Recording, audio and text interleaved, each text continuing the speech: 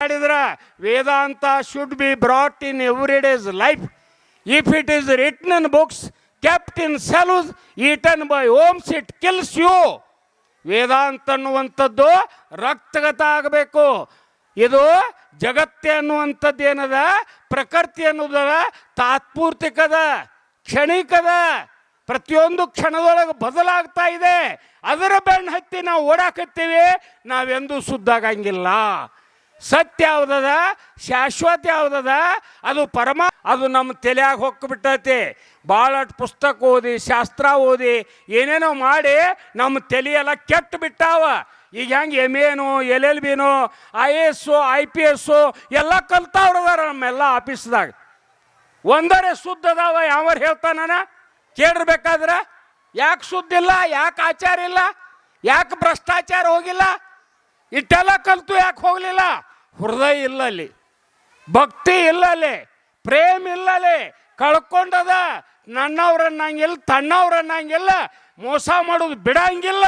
ಮತ್ತೆ ಭೂಮಿ ಮೇಲೆ ಮೆರಲಿಕ್ಕೆ ಹತ್ತಿದ್ರ ಇದರ ಅವರವ ನರಕ ನಿಮಗೆ ತಪ್ಪದ ಹೋಗ್ತೇನೆ, ಹೋಗುವುದಿಲ್ಲ. ಅದಕ್ಕೆ ಹೇಳ್ತಾರವರು, ಇವತ್ತ ಲಕ್ಷ ಹಾಕಿದ್ರ ನಾನು ನಂದು ಅನ್ನೋದನ್ನೆಲ್ಲ ಮರಿಬೇಕು. ನಾನು ನಂದು ಅನ್ನೋದು ಯಾವುದದ? ಫಲ, ಮನಿ, ಹೆಂಡ್ರು, ಮಕ್ಕಳು, ಅಂದ, ಚಂದ, ಅಧಿಕಾರ, ಅಂತಸ್ಥ,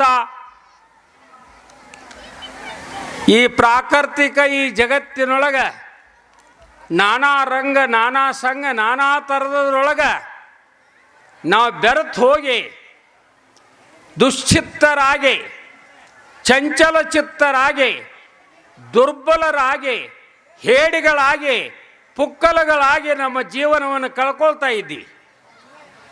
ಅದನ್ನು ಕಳ್ಕೋಬಾರ್ದು. ಆ ಜೀವನ ಪರಿಪೂರ್ಣಗೊಳ್ಳಬೇಕು, ಸಾಕಾರಗೊಳ್ಳಬೇಕು. ಆ ಜೀವನದ ಇಂಗಿತ ಅನುಭವ ನಮ್ಮನ್ನು ಆ ಪರಮಾತ್ಮನೆಡೆಗೆ ಸೆಳೆದುಕೊಂಡು ಹೋಗಬೇಕು. ಅಂಥ ಭಕ್ತಿ ನಮ್ಮೊಳಗೆ ಉದಯ ಆಗಬೇಕು. ಅದಕ್ಕೆ ಹೇಳ್ತಾರ, ಈ ಜಗತ್ತಿನೊಳಗೆ, ಈ ಬ್ರಹ್ಮಾಂಡದೊಳಗೆ ಎರಡು ವಸ್ತು ಅದಾವಂತ. ಒಂದು ಪುರುಷ, ಒಂದು ಪ್ರಕೃತಿ. ಒಂದು ಸಾರ, ಮತ್ತೊಂದು ಅಸಾರ. ಒಂದು ಆತ್ಮ, ಒಂದು ಅನಾತ್ಮ. ಒಂದು ಸತ್ಯ, ಒಂದು ಮದ್ದು ಮಿಥ್ಯ. ಇವು ಎರಡರೊಳಗೆ ಸತ್ಯ ಯಾವುದು ಅಂತ ಕೇಳಿದ್ರೆ, ನಮ್ಮ ಮುಖದೊಳಗೆ ಸತ್ಯ ಬೇಕು, ವಾಣಿಯೊಳಗೆ ಸತ್ಯ ಬೇಕು, ಆಚಾರದೊಳಗೆ ಸತ್ಯ ಬೇಕು, ವಿಚಾರದೊಳಗೆ ಸತ್ಯ ಬೇಕು. ಆ ಸತ್ಯವನ್ನು ಅನುಸರಿಸಿ, ಅನುಭವಿಸಿ ಆನಂದ ಪಡೆಯೋದು. ಇನ್ನು ಮುಖದೊಳಗೆ ಸತ್ಯ, ಕೈಯೊಳಗೆ ಏನು ಬೇಕು ಅಂತ ಕೇಳಿದ್ರೆ,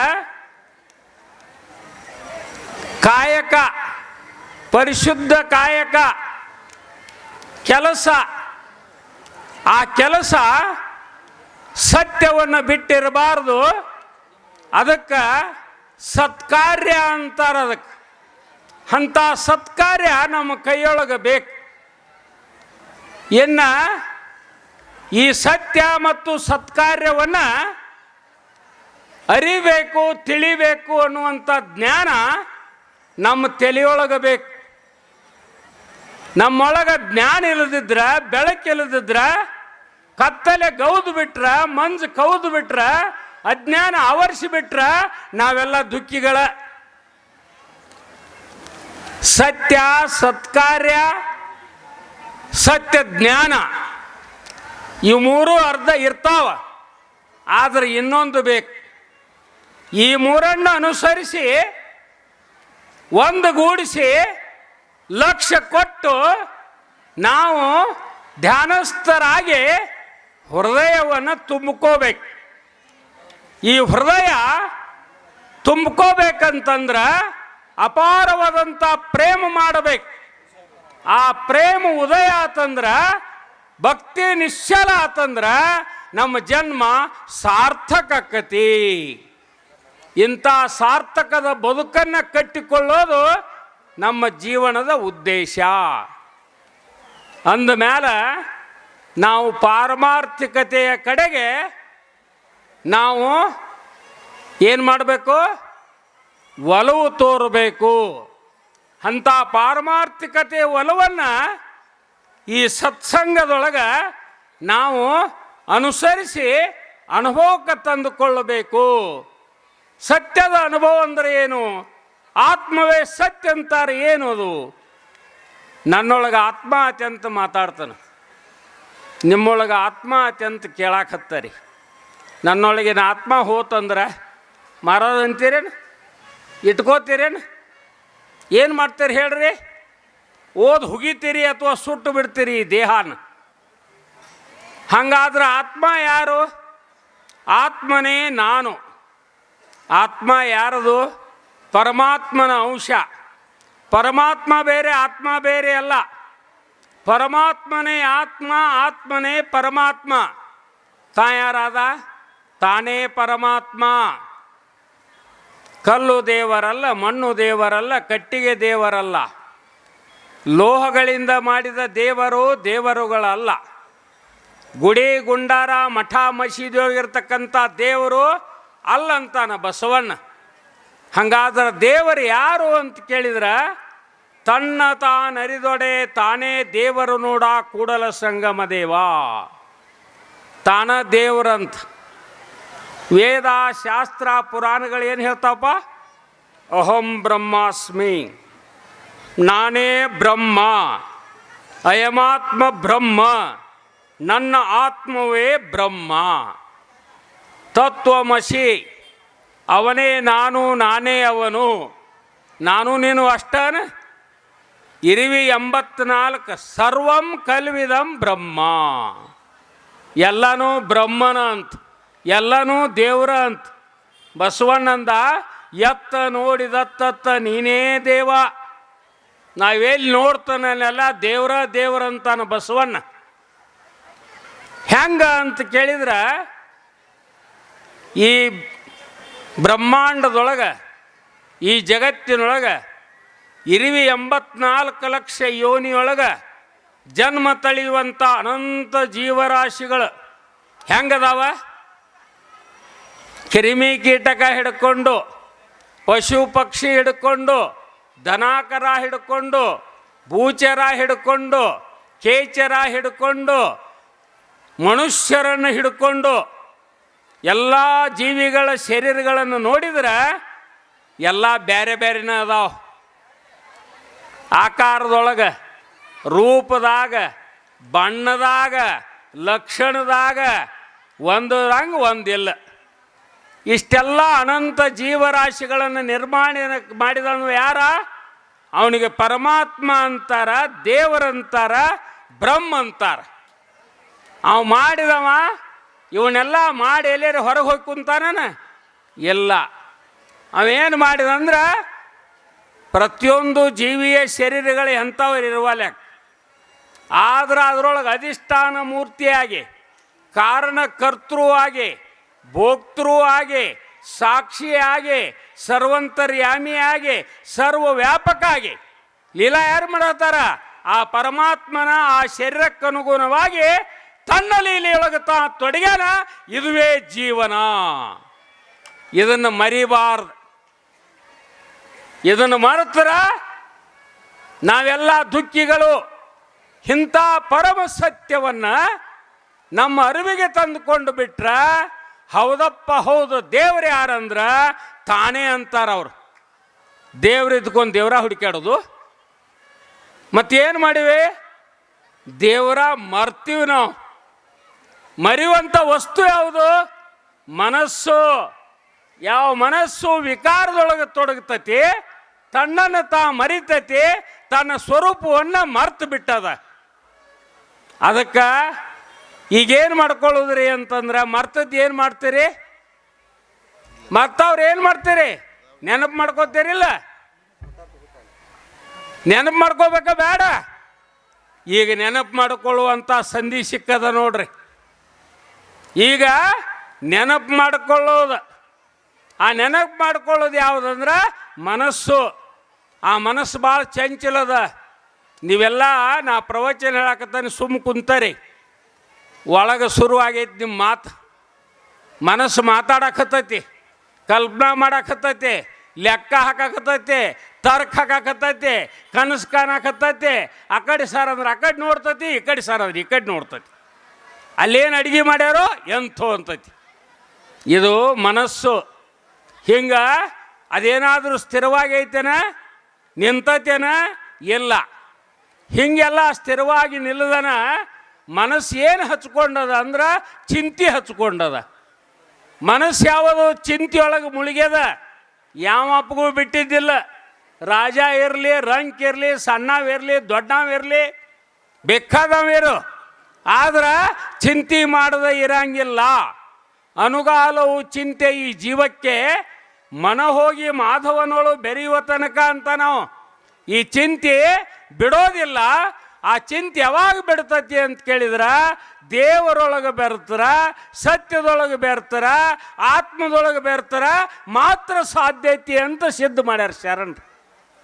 ಅದನ್ನು ಸಿದ್ದಪ್ಪಜ್ಜ ಮಾಡಿದ್ದ. ಸಿದ್ದಪ್ಪಜ್ಜ ತನ್ನ ಮನಸ್ಸನ್ನು ಎಲ್ಲಿ ಲಕ್ಷ್ಯ ಕೊಟ್ಟಿದ್ದ ಅಂತಂದ್ರೆ ಅಂತರಂಗದೊಳಗೆ ಆತ್ಮನ ಮೇಲೆ ಲಕ್ಷ್ಯ ಕೊಟ್ಟಿದ್ದ ಅಂತ ತಿಳ್ಕೊಂಡು ಇವತ್ತ ಸಿದ್ದಪ್ಪಜ್ಜ ಪ್ರತಿಯೊಬ್ಬರ ಹೃದಯ ಸಿಂಹಾಸನ ಮೇಲೆ ಕುಂತು ಬಿಟ್ಟಾನ. ಎಲ್ಲಿದಾನ? ನಮ್ಮ ಹೃದಯ ಸಿಂಹಾಸನ ಮೇಲೆ ಅದಾನ. ನೋಡೋ ದೃಷ್ಟಿ ಬೇಕು ನಮಗೆ, ಕಾಣೋ ದೃಷ್ಟಿ ಬೇಕು, ಅನುಭವಿಸುವಂಥ ಮನಸ್ಸು ಬೇಕು. ಹಂಗೇನಪ್ಪ ಅಂದ್ರೆ ಈ ಮನಸ್ಸು ಬೇಕಂತ ತಿಳ್ಕೊಂಡು ಗುರುಗಳು ಏನು ಹೇಳ್ತಾರ, ಆ ಮನಸ್ಸಿಗೆ ಗುದ್ದಿ ಕಟ್ತಾರೆ, ಮುಗುದಾನ ಹಾಕ್ತಾರೆ, ಆ ಮನಸ್ಸನ್ನು ಕಂಟ್ರೋಲಿಗೆ ಇಡಕ್ಕೆ ಪ್ರಯತ್ನ ಮಾಡ್ತಾರೆ. ಅಂಥದ್ದು ಏನು ರೀ ಮುಗುದಾನ ಗುದ್ದಿ ಕಟ್ಟೋದು ಅಂದ್ರೆ ಅವರೇನೂ ಮಾಡೋದಿಲ್ಲ, ಉಪದೇಶ ಕೊಡ್ತಾರ. ಅದೇನು ಕೊಡ್ತಾರ ಅಂದ್ರೆ ನಾಮ ಕೊಡ್ತಾರೆ. Call him by any name but he is one. ದೇವರನ್ನು ಬೇಕಾದ ಹೆಸರಿನಿಂದ ಕೂಗು, ಒಬ್ಬನೇ ಇದ್ದಾನ. ವಿಶ್ವಹಾಚಿ ಮಾಜಿ ಘರ ಕಿಂಭವನ ಚರಾಚರ ಆಪನಾಶಿ ಜಾಲ ಅಂತಾನ ಜ್ಞಾನೇಶ್ವರ. ಲೋಕವೇ ನನ್ನ ಮನೆ, ಮಾನವ ಕುಲವೇ ನನ್ನ ಕುಲ ಅಂತಾನ ಬಸವಣ್ಣ. ನಾವು ಯಾರು ಎಂದಿವನ ಅಣ್ಣಕ್ಕೆ ಬಂದತ್ತೆ ನಮಗೆ ಇಲ್ಲ. ಅಂದ ಮ್ಯಾಲ ಏನಂತಾರ ಅವರು, ಈ ನಾಮಸ್ಮರಣೆ ಅನ್ನೋದನ್ನು ಯಾರಿಗೆ ಮಾಡಕ್ಕೆ ಬರ್ತೈತಿ? ಈ ಪದ್ಧತಿಯನ್ನು ಅನುಸರಿಸಿಗೆ ಯಾರಿಗೆ ಬರ್ತೈತಿ? ಎಲ್ಲರಿಗೂ ಬರ್ತೈತಿ ಅಂತಾರೆ ಅವ್ರು. ನೀ ಅಲ್ಲ ಅಣ್ಣ, ಜಿನ್ನೇಶನ್ನ, ರಾಮಣ್ಣ, ರಹೀಮಣ್ಣ, ಶಿವ ಅಣ್ಣ, ಬಸವ ಅಣ್ಣ, ಸಿದ್ದಪ್ಪಜ್ಜ ಅಣ್ಣ, ಏನಂತಿ ಅಣ್ಣ ಅಣ್ಣು. ಅದಕ್ಕೆ ಬಸವಣ್ಣ ಹೇಳ್ತಾನೆ, ವಿಶ್ವಾಸ ಕೊಟ್ಟು ಕರೆದ್ರೆ ಓ ಅಂತಾನಂತ. ಯಾಕೆ ಕರಿಬಾರ್ದು ಹೇಳ್ರಿ ನೋಡೋಣ. ಅವೇನು ಕಿವುಡಲ್ಲ, ಅವ ಹುಚ್ಚಲ್ಲ, ಅವ ಕೇಳೋದಿಲ್ಲ ಅಂತಲ್ಲ, ಅವ ಓ ಕೊಡಬಾರ್ದು ಅನ್ನೋದಿಲ್ಲ. ಅವು ಯಾವತ್ತೂ ನಮ್ಮ ಹೃದಯದೊಳಗದಾನ, ನಮ್ಮೊಳಗದಾನ, ಒಳಗದಾನ, ಹೊರಗದಾನ, ಕೆಳಗದಾನ, ಮೇಲದಾನ. ನೀ ಕರಿ ತಡಾಕಿಲ್ದ ಓ ಅಂತಾನ. ಅದು ಎಲ್ಲಿ ಓ ಅಂತಾನಂದ್ರೆ ನಮ್ಮ ಅಂತರಂಗದಾಗ ಓ ಅಂತಾನ. ಇದೇ ಸಾಕ್ಷಾತ್ಕಾರ. ಎಷ್ಟು ಸುಲಭದ ನೋಡ್ರಿ. ಈ ಸುಲಭವಾದಂಥದ್ದನ್ನು ನಾವು ಅನುಸರಿಸಿದ್ರೆ ಜಾತಿ, ಮತ, ಪಂಥ, ಧರ್ಮಗಳು ಒಂದಾಕ್ಕವ.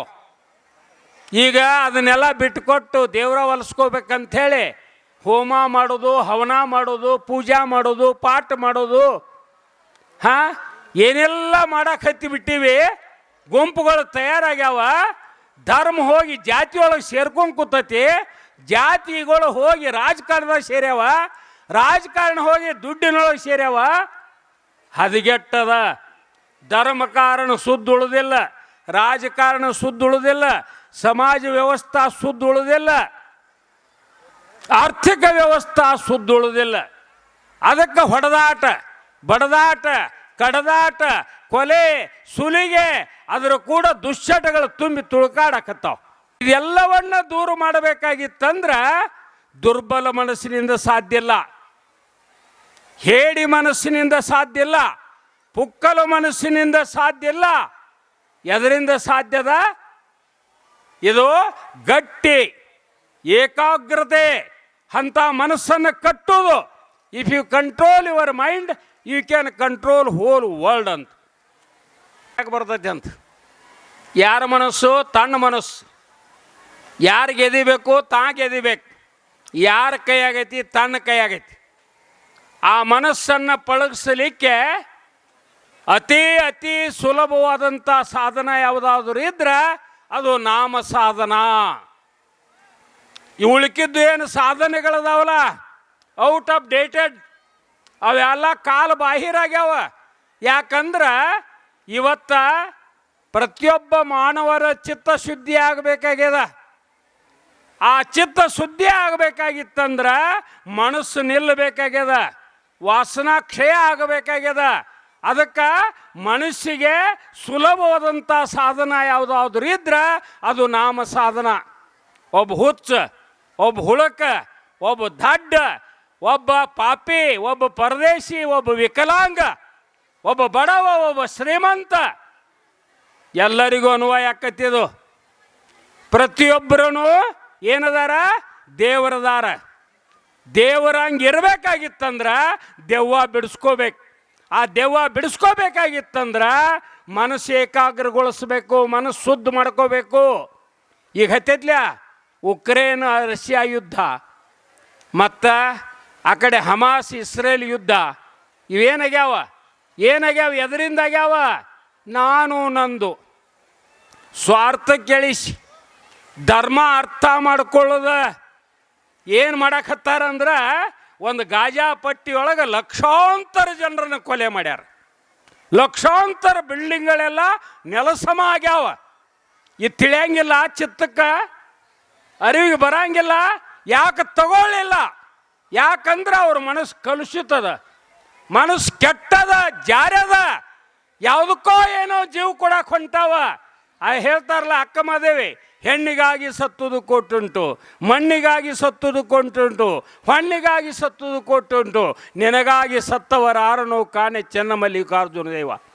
ಕಣ್ಣಿ ಕಾಣುವಂಥ ಪ್ರಕೃತಿ, ಕಣ್ಣಿ ಕಾಣುವಂಥ ಸಂಪತ್ತು, ಕಣ್ಣಿ ಕಾಣುವಂಥ ಭೂಮಿ ಸೀಮೆ, ಏನಪ್ಪ ಈ ಅಧಿಕಾರ ಅಂತಸ್ತು ಏನದಲ್ಲ, ಇದಕ್ಕೆ ಬಡಬಡ್ಕೊಂಡು ಮುಂದುವರೆದ್ರೆ ಇಡೀ ಮಾನವ ಕುಲವನ್ನೇ ನಾಶ ಮಾಡುವಂಥ ಪರಿಸ್ಥಿತಿ ಬಂದು ಒದಗ್ತದ. ಅದನ್ನೇನಾದರೂ ತಿದ್ದಬೇಕಾಗಿತ್ತಂದ್ರೆ, ಸರಳ ಮಾಡಬೇಕಾಗಿತ್ತಂದ್ರೆ, ಸುಖ ಶಾಂತಿ ಸಮಾಧಾನ ನೆಮ್ಮದಿ ಸಿಗಬೇಕಾಗಿತ್ತಂದ್ರೆ ಮನಸ್ಸಿಗೆ ಲಗಾಮ್ ಹಾಕರಿ, ಮನಸ್ಸನ್ನು ಗೆದ್ದು ಬಿಡ್ರಿ, ಮನಸ್ಸನ್ನು ಶುದ್ಧ ಮಾಡ್ಕೋರಿ. ಅತೀ ಸುಲಭವಾದಂಥ ಸಾಧನ ಇದು. ಅದಕ್ಕೆ ಅವ್ರೇನು ಮಾಡಿದ್ರಪ್ಪ ಅಂದ್ರೆ ನಮ್ಮಲ್ಲೇ ಇಂಚಗೇರಿ ಸಂಪ್ರದಾಯದಾಗ ಹಿರೇಮಠದವ ಸಂಗಯ್ಯಪ್ಪ ಅವೇನು ಮಾಡ್ತಿದ್ದಂದ್ರೆ ಯಾರು ದೀನರದಾರ, ದಲಿತರದಾರ, ಯಾರು ಪಾಪಿಗಳದಾರ, ಪರದೇಶಿಗಳ ಅವ್ರನ್ನ ತಂದು ಗುರುಗಳ ಮುಂದೆ ಕುಣಿಸಿ ಉಪದೇಶ ಕೊಡಿಸ್ತಿದ್ದೆ. ವೇಶ್ಯರನ್ನ ಸಹಿತ ತಂದು ಉಪದೇಶ ಕೊಡಿಸಿ ಉದ್ಧಾರ ಮಾಡಿದವ. ಅಷ್ಟ ಅಲ್ಲ, ಒಬ್ಬ ಹುಚ್ಚನನ್ನು ತಂದು ಗಿರಿಮಲ್ಲೇಶ್ವರ ಮಹಾರಾಜನ ಮುಂದೆ ಕುಣಿಸಿದಂತ.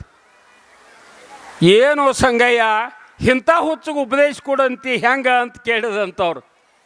ಅವಾಗ ಹೇಳಿದಂಥವ, ಯಪ್ಪ ಗುರು ಅಂದ್ರೆ ಪರಬ್ರಹ್ಮ, ನೀ ಪರಬ್ರಹ್ಮ ಪರಮಾತ್ಮ, ನೀ ಇಚ್ಛಾ ಮಾಡಿದ್ರ, ನೀ ಸಂಕಲ್ಪ ಮಾಡಿದ್ರ, ನೀ ಕೃಪಾ ಮಾಡಿದ್ರ ಹುಚ್ಚಿದ್ದವ ಶಾಣೆ ಅಕ್ಕನಂದತ್ತು.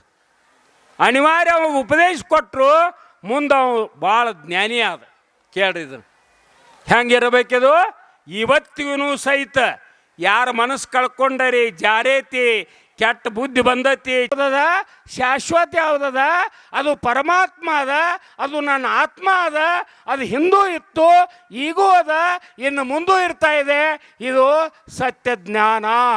ಇಂಥ ಜ್ಞಾನವನ್ನು ಆಚರಣೆ ಏನು practice real test of knowledge, ಜ್ಞಾನದ ಪರೀಕ್ಷೆ ಆಚರಣೆಯೊಳಗೆ ಬರಬೇಕಂತ. ಆ ಆಚರಣೆಯೊಳಗೆ ತರುವಂಥವ್ರು ನಾವು ಆಗಲಿಲ್ಲ. 5 ದಿವಸಗಟ್ಟಲೆ ಇಲ್ಲಿ ಪುರಾಣ ಕೇಳಿ ಎಲ್ಲ ಕೇಳಿ ಏನು ಮಾಡೋರ್ದೀವಪ್ಪ ನಾವು? ಏನು ಮಾಡ್ಬೇಕಂತೀರಿ? ಅದಕ್ಕೆ ಹೇಳ್ತಾರೆ ಅವರು, ನಿತ್ಯ ನೈಮಿತ್ತಿಕ ಜೀವನದ ಪ್ರತಿಯೊಂದು ಕ್ಷಣದೊಳಗೆ ಪಾರಮಾರ್ಥಿಕತೆಯನ್ನು ಅನುಭವಿಸುವಂಥವ್ರು ಆದ್ರೆ ಪ್ರತಿ ಕ್ಷಣಕ್ಕೂ ನಮಗೆ ಸುಖ ಸಿಗ್ತದ, ಶಾಂತಿ ಸಿಗ್ತದ, ಸಮಾಧಾನ ಸಿಗ್ತದ, ದುಃಖ ದೂರ ಆಕ್ಕತಿ. ಏನೆಲ್ಲ ಮಾಡಿದ್ರು ಸಹಿತ ದುಃಖನ ದೂರ ಆಗವಲ್ದಂದ್ಮೇಲೆ ಬದುಕಬೇಕ್ಯಾಕೆ, ಇರಬೇಕ್ಯಾಕೆ, ಇದನ್ನು ಬಳಕೆ ಮಾಡಬೇಕಾಗಿದ್ರಂದ್ರೆ ಇದು ಅಂತರ್ಮುಖಿ ಸದಾ ಸುಖಿ, ಬಹಿರ್ಮುಖಿ ಸದಾ ದುಃಖಿ. ಎಷ್ಟು ಓಡಾಮದೀನಿ, ಎಲ್ಲಿ ಓಡಾಮದಿ, ಕೋಟಿ ಅಬ್ಜಗಟ್ಲೆ ಜಗತ್ತನ್ನು ಕೊಂಡು ತಗೊಳ್ಳೋಷ್ಟು ಪೈಸಾ ಗೊಳೆ ಹಾಕಿದ್ರು ಸಹಿತ ನಿನಗೆ ಗತಿ ಇಲ್ಲ, ಶಾಂತಿ ಇಲ್ಲ, ಸುಖ ಇಲ್ಲ. ಶಾಂತಿ ಇರೋದು ಆತ್ಮನೊಳಗದ, ಆ ಆತ್ಮ ಸತ್ಯದ, ಆತ್ಮನೇ ನಾನಿದ್ದೇನೆ. ಈ ಅನುಭವ ನಿನಗೆ ಬರಬೇಕು. ಇದು ಬರಬೇಕಾಗಿತ್ತಂದ್ರೆ ಅವರೇನು ಅತೀ ಸುಲಭವಾದಂಥ ಸಾಧನ ಹೇಳ್ಯಾರ. ಆ ಸಾಧನವನ್ನು ಇವತ್ತು ನಾವೆಲ್ಲರೂ ಅನುಭವಿಸಿ ಇವತ್ತಿನ ಏನು ಜಾತಿ ಮತ ಪಂಥ ಧರ್ಮ ಅಂತೇನು ಬಡ್ಕೊಳಕತ್ತೀವಿ ಅವನ್ನ ನೆನಪು ಮಾಡಕ್ಕೆ ಹೋಗ್ಬೇಡ್ರಿ, ಬದಿಗೆ ಸರಿಸಿಬಿಡ್ರಿ. ನೀ ಶುದ್ಧ ಪವಿತ್ರ ಆತ್ಮರಾಗಿ ಪರಬ್ರಹ್ಮ ಸ್ವರೂಪರಾಗಿ ಭೂಮಿಯೊಳಗೆ ಹ್ಯಾಚಿ ದೇಹಿ ಹ್ಯಾಚಿ ಡೋಳ ಗೈರೆ ಮುಕ್ತಿಚೆ ಸೋಳ ಅಂತ ನಾವು ಈ ಜೀವನ ಸಿಕ್ಕದ ಸಾರ್ಥಕ ಮಾಡ್ಕೊಂಡ ತೀರ್ತನನ್ನುವಂಥ ಬದುಕನ್ನು ಆ ದಿಶೆಯೊಳಗೆ ನಾವು ಗುರಿ ಇಟ್ಟು ನಡ್ಕೋಬೇಕು. ಆ ದಿಶೆಯೊಳಗೆ ಇವತ್ತು ತಾವೆಲ್ಲ ಸಿದ್ದಪ್ಪಜ್ಜನ ಜಾತ್ರೆಯನ್ನು ಜ್ಞಾನ ಯಜ್ಞವನ್ನಾಗಿ ಮಾರ್ಪಡಿಸಿ ಇವತ್ತು ನಾವೆಲ್ಲರೂ ಅದನ್ನು ಅನುಭವಿಸುವಂಥವ್ರು ಆಗಬೇಕು. ಆ ದಿಶೆಯೊಳಗೆ ಎಲ್ಲ ಸದ್ಗುರುಗಳು, ಎಲ್ಲ ಧರ್ಮಗುರುಗಳು, ಎಲ್ಲ ರಾಜಕಾರಣಿಗಳು, ಎಲ್ಲ ಸಮಾಜ ವ್ಯವಸ್ಥಾಪಕರು ಲಕ್ಷ್ಯ ಕೊಟ್ಟು ತಾವೆಲ್ಲ ಏನು ಮಾಡಕತ್ತಾರೆ, ಇಂಥ ಒಂದು ಮಹೋನ್ನತವಾದಂಥ ಕಾರ್ಯ ಏನದ, ಇದು ಬರೀ ಹೇಳೋದು ಕಷ್ಟ ಅಲ್ಲ, ಕೇಳೋದು ಕಷ್ಟ ಅಲ್ಲ, ತೋರಿಸೋದು ಕಷ್ಟ ಅಲ್ಲ. ನಮ್ಮ ನರನಾಡಿಯೊಳಗೆ ಅನುಭವಿಸುವಂಥ ಆಗಬೇಕು. ಅದು ಅನುಭವಿಸದೇ ಇದ್ರೆ ನಾವೆಲ್ಲರೂ ನಮ್ಮ ಜೀವನನ ವ್ಯರ್ಥ ಮಾಡ್ಕೋತೀವಿ. ಈ ದಿಶೆಯೊಳಗೆ ಇವತ್ತು ನನಗೆ ಮಂದು ಹೋಗ್ಬೇಕಾಗೈತಿ. ಅದರ ಸಲುವಾಗಿ ಪೂಜ್ಯರಿಗೆ ನಾವು ವಿನಂತಿ ಮಾಡಿಕೊಂಡು ನಾವು ಶುದ್ಧ ಆಗ್ಬೇಕಂತೀರಿ. ಅದಕ್ಕೆ ಅತಿ ಸುಲಭವಾದಂಥ ಸಾಧನ ಯಾವುದಪ್ಪ ಅಂದ್ರೆ ಗುರುಗಳಿಗೆ ಶರಣ ಹೋಗೋದದ, ಗುರುವಿನಿಂದ ಉಪದೇಶ ಪಡ್ಕೊಳ್ಳೋದದ, ಅಭ್ಯಾಸ ಮಾಡೋದದ. ಅದು ಹೆಂಗೆ ಮಾಡೋದ್ರಿ ಅಭ್ಯಾಸ ಅಂದ್ರೆ, ಅವ ಸಂತ ತುಕಾರಾಮ್ ಹೇಳ್ತಾನ, ಅವ ವಾರಿ ನೇಮಿಸ್ಕೊಂಡಿರ್ತಾನ, ಪಂಢರಪುರಕ್ಕೆ ಹೋಗಿರೋದಿಲ್ಲ. ಅವನ ಗೆಳೆಯರ ಏನೋ ಪಂಢರಪುರಕ್ಕೆ ಬಂದಿಲ್ಲ, ವಾರಿ ಅಂಥದ್ದು ನಿಂದತ್ ಕೇಳ್ತಾರ ಅವ್ರು. ಏನ ವಾರಿ ತಪ್ಸಿಲ್ಲ ಅಂತ ನಾವು ಎಲ್ಲಿ ಮಾಡಕತ್ತದಿ ಅಂದ ಕೂಡಲೇ ಅವ ಹೇಳ್ತಾನ, ನನ್ನ ವಾರಿ ಶ್ವಾಸೋಶ್ವಾಸಿ ನಿಮಿಷಿ ವಾರಿ ಕೇಳಿ ಪಂಡರಿಸಿ ಅಂತ ನಾವು. ನಾ ಶ್ವಾಸದ ಬರೋಬ್ಬರಿ ಹೋಗ್ಕನ, ನಾನು ಶ್ವಾಸ ಹೋಗಿ ಎಲ್ಲಿ ಮುಟ್ತತೆ ಅಲ್ಲಿ ಪಾಂಡುರಂಗದಾನ, ಅಲ್ಲಿ ದರ್ಶನ ಮಾಡಿ ಶ್ವಾಸದ ಬರೋಬ್ಬರಿ ಬರ್ತನ. 24 ತಾಸಿನಾಗ 21,600 ಶ್ವಾಸೋಶ್ವಾಸ ಉಸಿರಾಡಿಸ್ತಾನ. ಒಂದೂ ವಾರಿ ತಪ್ಪಿಸಿಲ್ಲ, ಒಂದೂ ಶ್ವಾಸ ತಪ್ಪಿಸಿಲ್ಲ ಅಂತ ನಾವು ಕೇಳ್ರಿ. ಅವಂದು ಖರೆ ಅಂತೀರೋ, ಈ ಮ್ಯಾಲ ಪಂಢರಪುರಕ್ಕೆ ಹೋಗಿ ರ್ಯಾಂಗ್ ನಂಬರ್ ಹಚ್ಚಿ ಪಾಳಿ ಹಚ್ಚಿ ದರ್ಶನ ಮಾಡ್ತಾರೆ, ಇದು ಖರೆ ಅಂತೀರೋ? ಎಲ್ಲಿದಾನ ದೇವ್ರ? ನಾವು ಹೇಳ್ತೀವಲ್ಲ, ತನ್ನ ಬಿಟ್ಟು ದೇವರೆಲ್ಲ, ಮಣ್ಣ ಬಿಟ್ಟು ಮಡಿಕೆ ಇಲ್ಲ. ತನ್ನೊಳಗಿನ ದೇವರ ಸಾಕ್ಷಾತ್ಕಾರ ಮಾಡ್ಕೊಳ್ಳಿಲ್ಲ ಅಂದ್ರೆ, ದರ್ಶನ ಮಾಡಲಿಲ್ಲ ಅಂದ್ರೆ ವ್ಯರ್ಥ ಆಗೋದಿಲ್ಲ. ವ್ಯರ್ಥ ಆಕತ್ತೆ ಅಂತ ತಿಳ್ಕೊಂಡು ಗುರುಗಳು ಏನು ಮಾಡ್ತಾರಪ್ಪ ಅಂದ್ರೆ ಈ ಶ್ವಾಸ ಆಧಾರ ಕೊಟ್ಟಾರ. ಶ್ವಾಸ ಅಂದ್ರೇನು? ಪ್ರಾಣ. ನಿಜಗುಣ ಶಿವಯೋಗಿ ಹೇಳ್ತಾನ, ಪ್ರಾಣಲಿಂಗದ ಅನುಷ್ಠಾನವೆದು ಗುರುವಿನ ಆನತಿಯಲ್ಲಿ ಮಾಡಿ ಪೂಜ್ಯಪರು ಧನ್ಯರು.